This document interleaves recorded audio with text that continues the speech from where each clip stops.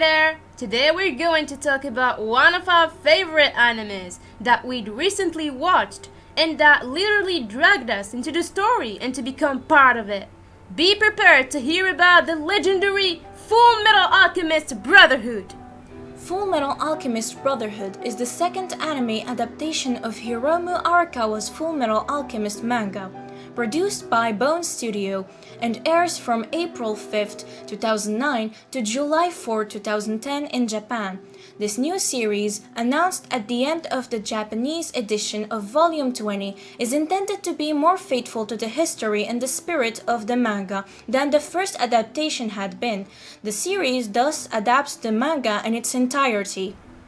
Alchemy is the science of understanding, breaking down and recomposing matter. Although powerful, alchemy has limits. It is impossible to create from nothing. We can only use materials already present at the origin.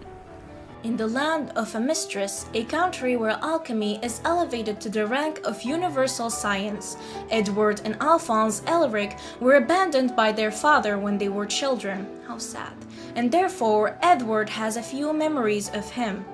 The death of their mother a few years later will lead Edward to hate him above all else, seeing him as the cause of her death. Unable to accept it, he and his brother decided to study alchemy with the secret aim of reviving her, ignoring the many failures that made the practice prohibited. For a year, they studied under the direction of the alchemist Izumi Curtis, and they will succeed in learning the knowledge necessary to carry out their work. Back in their native village, they carry out the interdict in the cellar of their family home. However, the process will prove costly, because in payment of the knowledge that the mysterious self-named entity Thrud has granted them, it will deprive Edward of his left leg and Alphonse of his entire body. Unable to bear the loss of the only loved one he has left, Edward manages to return to the Gate of Truth and retrieve his brother's soul, which he will attach to an armor via a seal. But it will cost him his right arm. As a result of that night, Edward loses all willpower under the weight of his faults. However, when Roy Mustang offered him to become a state alchemist, a status conferring on him privileges that could help him recover his body and that of Alphonse, he had automails, mechanical prostheses, allowing him to overcome his problem.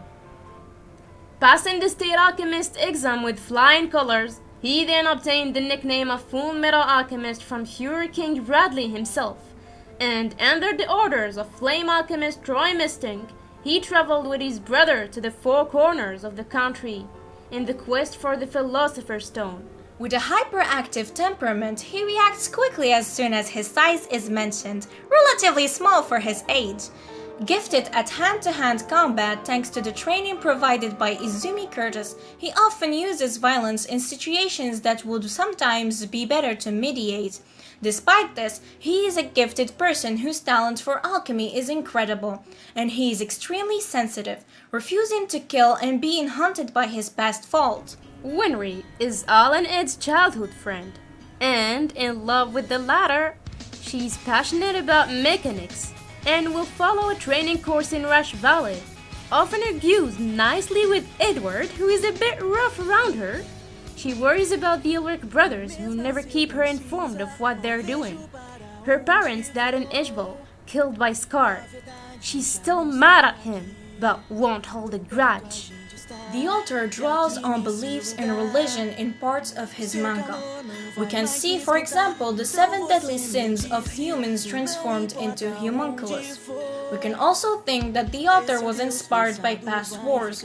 The war opposing the inhabitants of Ishval to a mistress, and his soldiers all having blue eyes, as well as the leader of a mistress who is called Fuhrer, repeatedly recalls the conflict of the Second World War.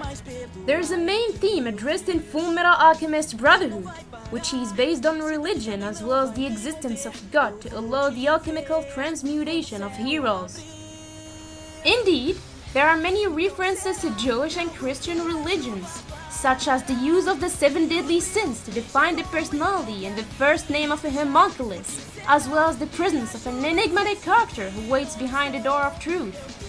Full Metal Alchemist Brotherhood is also based on the theme of suffering and naivety of humans. The presence of homunculus therefore recalls and accentuates the multiple faults of men. At the last episode, there were some final words said by Ed, and that gripped me personally so much to the point of learning them by heart. There's no such thing as a painless lesson. They just don't exist. Sacrifices are necessary. You can't gain anything without losing something first. Although, if you can endure that pain and walk away from it, you find that you now have a heart strong enough to overcome any obstacle. Yeah, a heart made full metal.